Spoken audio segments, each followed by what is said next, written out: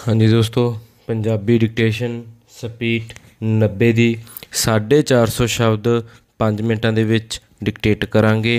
हाँ जी, रेडी।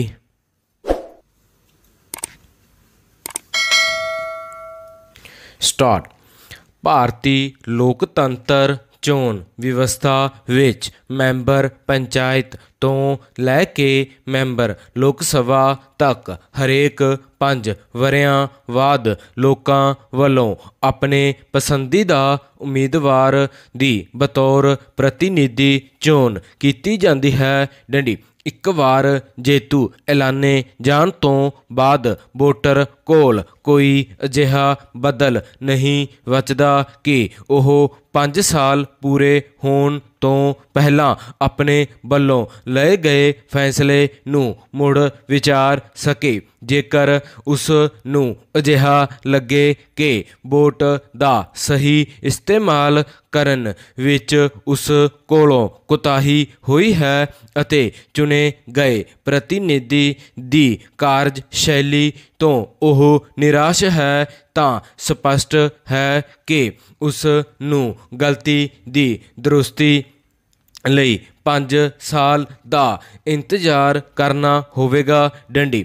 ਜੇਕਰ ਵਿਵਸਥਾ ਕੋਈ ਅਜਿਹਾ ਬਦਲ ਪੈਦਾ ਕਰ ਸਕੇ ਜਿਸ ਰਾਹੀਂ ਵੋਟਰ ਆਪਣੇ ਵੱਲੋਂ ਚੁਣੇ ਪ੍ਰਤੀਨਿਧੀ ਦੀ ਸੰਬੰਧਿਤ ਖੇਤਰ ਵਿਚਲੀ ਢਿੱਲੀ ਅਤੇ ਨਿਰਾਸ਼ਾਜਨਕ ਕਾਰਗੁਜ਼ਾਰੀ ਨੂੰ ਆਧਾਰ ਬਣਾ ਕੇ ਉਸ ਨੂੰ ਵਾਪਸ ਬੁਲਾ ਸਕਣ, ਅਜਿਹੇ ਬਦਲ ਨੂੰ ਹੀ ਚੁਣੇ ਲੋਕ ਨੁਮਾਇੰਦੇ ਨੂੰ ਵਾਪਸ ਬੁਲਾਏ ਜਾਣ ਦਾ ਅਧਿਕਾਰ ਕਿਹਾ ਜਾਂਦਾ ਹੈ। ਡੰਡੀ। ਵੈਦਿਕ ਕਾਲ ਵਿੱਚ ਵਰਤਿਆ ਜਾਂਦਾ ਸ਼ਬਦ ਰਾਜ ਧਰਮ ਵੀ ਇਸੇ ਪ੍ਰਪੇਖ ਵਿੱਚ ਸਮਝਿਆ ਜਾ ਸਕਦਾ ਹੈ। ਜਦੋਂ ਕਿਸੇ ਰਾਜੇ ਨੂੰ ਇਸ ਵਜ੍ਹਾ ਕਾਰਨ ਰਾਜ ਭਾਗ ਦਾ ਤਿਆਗ ਕਰਨਾ ਪੈ ਜਾਂਦਾ ਸੀ ਕਿਉਂਕਿ ਉਹ ਲੋਕਾਂ ਦੇ ਵਿਸ਼ਵਾਸ ਤੇ ਖਰਾ ਉਤਰਨ ਵਿੱਚ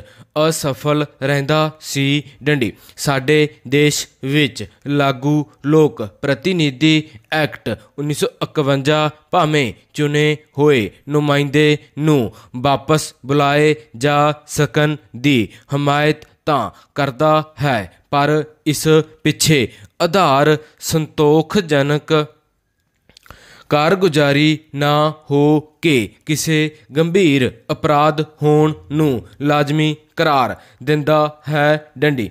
ਇਹਨਾਂ ਕਾਲਮਾਂ ਵਿੱਚ ਅੱਜ ਅਸੀਂ ਇਸੇ ਅਛੂਤੇ ਵਿਸ਼ੇ ਨੂੰ ਛੋਹਣ ਦੀ ਕੋਸ਼ਿਸ਼ ਕਰਾਂਗੇ। ਡੰਡੀ। ਅੱਗੇ ਵਧਣ ਤੋਂ ਪਹਿਲਾਂ ਸੰਖੇਪ ਵਿੱਚ ਇਸ ਪ੍ਰਸਤਾਵਿਤ ਬਿੱਲ ਨੂੰ ਸਮਝਣਾ ਜ਼ਰੂਰੀ ਹੋਵੇਗਾ। ਡੰਡੀ।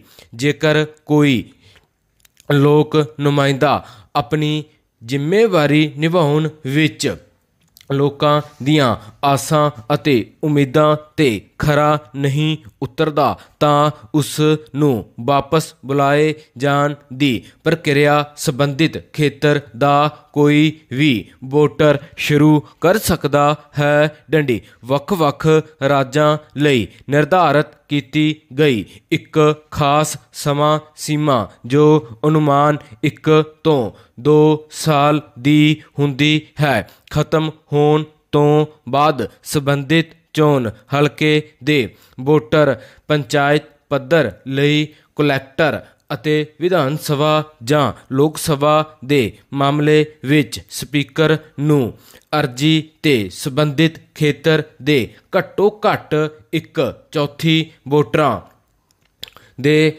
ਹਸਤਾਖਰ ਹੋਣੇ ਜ਼ਰੂਰੀ ਹੁੰਦੇ ਤੇ ਗ੍ਰਾਮ ਸਭਾ, ਵਿਧਾਨ ਸਭਾ ਜਾਂ ਲੋਕ ਸਭਾ ਦੀ ਮੀਟਿੰਗ ਜਾਂ ਸੈਸ਼ਨ ਬੁਲਾਇਆ ਜਾਣਾ ਹੁੰਦਾ ਹੈ ਅਤੇ VOTING ਲਈ ਦਿਨ, ਮਿਤੀ ਅਤੇ ਸਥਾਨ ਮੁਕਰਰ ਹੋ ਜਾਂਦਾ ਹੈ। ਡੰਡੀ। ਜੇਕਰ ਕਿਸੇ ਅਜਿਹੇ ਚੁਣੇ ਜਾਂ ਲੋਕ ਪ੍ਰਤੀਨਿਧ ਜਿਸ ਦੇ ਖਿਲਾਫ ਇਹ ਚੋਣ ਅਮਲ ਹੋਣਾ ਹੁੰਦਾ ਹੈ ਦੇ ਵਿਰੋਧ ਵਿੱਚ ਉਸ ਦੇ ਹੱਕ ਵਿੱਚ ਕੁੱਲ ਪੋਲ ਹੋਈਆਂ ਵੋਟਾਂ ਦਾ 3/4 ਭਾਗ ਜਾਂ ਇਸ ਤੋਂ ਵੱਧ ਗਿਣਤੀ ਵਿੱਚ ਵੋਟਰ ਉਸ ਦੇ ਵਿਰੋਧ ਵਿੱਚ ਵੋਟ ਪਾ ਦਿੰਦੇ ਹਨ ਤਾਂ ਅਜਿਹੇ ਹਾਲਾਤ ਵਿੱਚ ਸੰਬੰਧਿਤ ਜੇਤੂ ਰਹੇ ਉਮੀਦਵਾਰ ਨੂੰ ਜਨਤਾ ਵਾਪਸ ਬੁਲਾ ਲੈਂਦੀ ਹੈ, ਭਾਵ ਉਸ ਨੂੰ ਉਸ ਦੇ ਅਹੁਦੇ ਤੋਂ ਲਾਂਭੇ ਕਰ ਦਿੱਤਾ ਜਾਂਦਾ ਹੈ। ਡੰਡੀ ਸਟਾਪ।